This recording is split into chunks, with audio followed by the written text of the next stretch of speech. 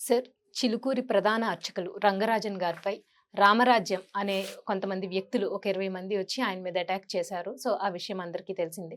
So, దాని సందర్భంగా AP deputy CM Pawan Kalyan గారు స్పందించారు. ఆల్రెడీ మనందరికీ తెలుసు ఎప్పుడు కూడా పవన్ కళ్యాణ్ గారు హిందూ సనాతన సంప్రదాయాల మీద కానీ, లేకపోతే హిందూ ధర్మం మీద దాడి చేస్తే ఖచ్చితంగా ఆయన ఒక యోధుడిలాగా వెంటనే స్పందిస్తారు. సో, స్పందన అనేది అంటే ఆ దాడి జరిగిన వ్యక్తికి ఒక ధైర్యాన్ని ఇస్తుంది. అవును. సో, దీన్ని మీరెలా చెప్తారు సార్? డెఫినెట్‌గా అమ్మా. నేనంటుంది ఇవాళ పవన్ కళ్యాణ్ గారు ఒక్కళ్ళే కాదు. హ్మ్. ప్రతి ఒక్కళ్ళము రంగరాజన్ గారికి బాసటగా అవును నిలవాల్సిన సార్. అవసరం ఉన్నది. అవును. రంగరాజన్ని మనము ఇవాళ గాదు. హ్మ్. వాళ్ళ నాన్నగారు సౌందరరాజన్ గారు గావచ్చు, రంగరాజన్ గారు గావచ్చు, ఒక కొత్త ఒరవడిని సృష్టించారు. హ్మ్. ఇవాళ దేవాలయాలకు సంబంధించి, వాటి పరిరక్షణకు సంబంధించి, దైవం దేవాలయాల్లో జరిగే కార్యక్రమాలకు సంబంధించి కొత్త ఒరవడిని సృష్టించారు. అలాంటి వ్యక్తి మీదకు వెళ్ళి, ఒక గ్రూపుగా వెళ్ళి హ్మ్. దాడి చేశారంటే వాళ్ళు నిజమైన హిందువులు కాదు. అవును సార్. వీర రాఘవరెడ్డి అనే వ్యక్తి హ్మ్. తనను తాను పెద్ద తోపులాగా నిరూపించుకోవటానికి చేసిన ఒక ప్రయత్నంగా చూడాలి. సో వాళ్ళందరినీ నిజంగా ఈ ప్రభుత్వం అనేది, కాంగ్రెస్ ప్రభుత్వం అనేది హిందూ ఆచార వ్యవహారాల పట్ల కానీ, హ్మ్. హిందూ మతాచారాల పట్ల కానీ, హిందువుల పట్ల కానీ ఏమాత్రం గౌరవం ఉన్నా వాళ్ళని వెంటనే అరెస్ట్ చేయాలి. అవును సార్. తగిన శిక్షలు వేయాలి. అవును. 20 మంది చుట్టుముట్టు పెద్ద ఆయన్ని ఆ రకంగా హింసించడం, కాళ్ళతో కొట్టడము, కింద కూర్చోబెట్టి సార్. కింద కూర్చోబెట్టి వీరరాఘవరెడ్డి అనే వ్యక్తి, పైగా పేరేమో రామరాజ్యం అని రామరాజ్యం. పెట్టుకున్నారు. Yes sir. రామరాజ్యం అని పెట్టుకొని ఈ రకంగా ఏం చేయదలుచుకున్నారు వీళ్ళు? దాడి చేయదలుచుకున్నారా? హిందువులే హిందువుల మీద దాడి చేస్తే హ్మ్. ఇంకా నువ్వు రామరాజ్యం ఎట్లా స్థాపిస్తావు? రామరాజ్యం అంటే దౌర్జన్యం చేయమని రాసుందా? హ్మ్. చాలా దుర్మార్గం ఇది. అవును సార్. డెఫినెట్‌గా అతన్ని కఠినంగా శిక్షించాలి. హ్మ్. కేవలం పవన్ కళ్యాణ్ గారి బాధ్యత మాత్రమే కాదు, ప్రతి ఒక్క హిందువు హిందూ బాధ్యత. బాధ్యత. అవును సార్. ఇలాంటి వ్యక్తుల్ని మనము సమర్థిస్తే, ప్రోత్సహిస్తే ఖచ్చితంగా అది మరో ఉన్మాదానికి హ్మ్. దారితీస్తది. అతను ఉన్మాదిలాగా ప్రవర్తిస్తున్నాడు. సో మళ్ళీ మధ్య మధ్యలో శ్లోకాలు చెప్తాడు, హ్మ్. భగవద్గీత చెప్తాడు, అన్నీ దాన్ని చెప్తూ, దాన్ని వివరిస్తూ లా పాయింట్లు చెప్తాడు. హ్మ్. సో బహుశా అతను అన్ని చదువుకొని ఉండొచ్చు. చదువుకున్న మూర్ఖుడా అని నాకు అనిపిస్తుంది. చదువుకున్న మూర్ఖుడు కంటే చదువు రాని మంచోడు నయం కదా. నాకు 100% సో కదా సార్. ఇతను చదువుకున్న మూర్ఖుల్లా కనపడుతుంది.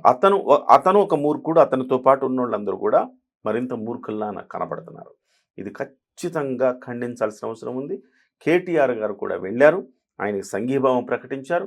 ఖచ్చితంగా దీని మీద ప్రభుత్వం చర్య తీసుకోకపోతే ప్రభుత్వానికి కూడా చెడ్డ పేరు వస్తుందనటంలో ఎలాంటి సందేహము లేదు.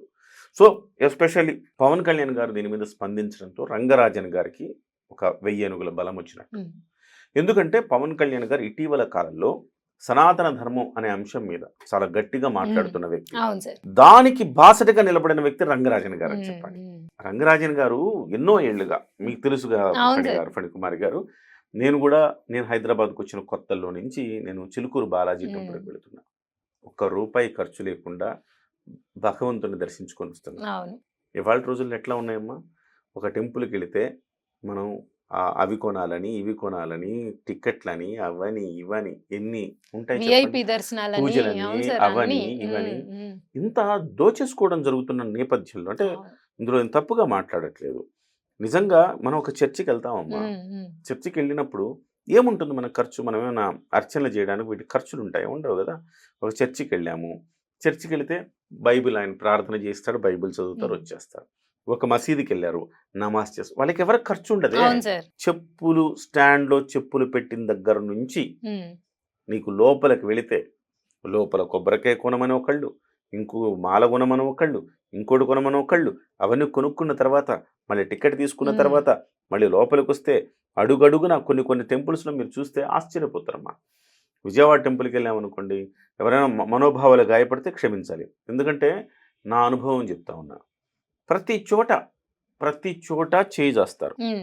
ఏమని ఇవ్వాలి? ఎలా ఇవ్వాలి? సో ఇక మనం కాదనలేము, ఇవ్వకుండా ఉండలేము. అలాంటి పరిస్థితి.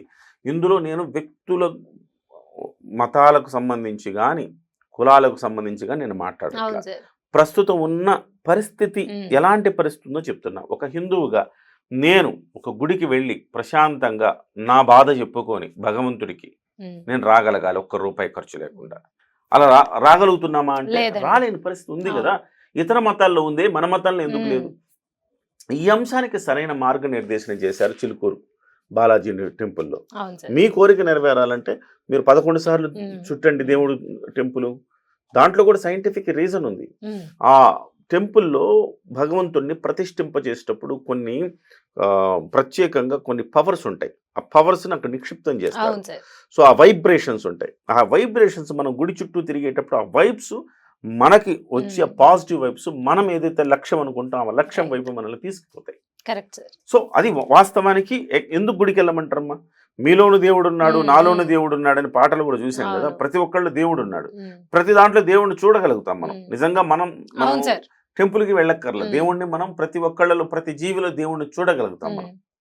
సో ఇక్కడున్నాడు నీ దేవుడు, ఇక్కడున్నాడు నీ దేవుడు అంటే భక్త ప్రహ్లాదులో ఆ స్తంభాన్ని కొడితే అందులోంచి నరసింహ అవతారం నరసింహస్వామి బయటకు వస్తారు.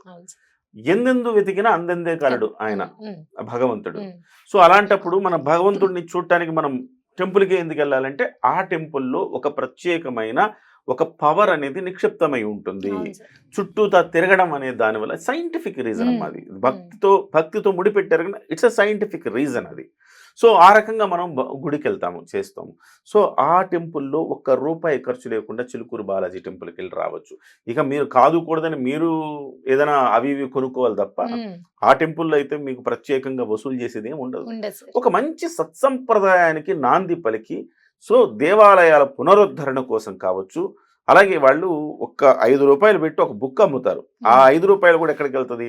ధూప దీప నైవేద్యాలు లేని గుళ్ళకి వెళ్తుంది ₹5 కూడా. సో అలాంటి ఒక సమున్నతమైన ఒక మంచి కార్యక్రమాన్ని చేపట్టిన రంగరాజన్ గారి వంశంలో ఉన్న ఈ 2వ తరమైన ఆయన సౌందరరాజన్ గారి కుమారుడైన రంగరాజన్ గారు. సో ఆయన కూడా అనేకమైన కేసులేసి హిందుత్వం గురించి పోరాడుతున్న వ్యక్తి. వాడు వచ్చిన వాడు ఏమంటాడు, వీర్రాఘవరెడ్డి ఈ రకంగా అవ్వదు, అది అవ్వదు, ఇది అవ్వదు ఏదో అంటున్నాడు. అంటే అవ్వదంటే కొట్టేసుకోవాలా ఏంటి నాకు అర్థం కాదు. మనం మనుషులం కదా, మన హక్కుల్ని మనం సాధించుకోవటానికి మనకు రాజ్యాంగబద్ధమైన అవకాశాలు ఉన్నాయి కదా, అట్లే చేసుకోవాలి. సో ఆ రకంగా వాళ్ళు చేయడం అనేది క్షమించరాని నేరము. ఖచ్చితంగా శిక్షించకపోతే రేవంత్ రెడ్డి సర్కార్కి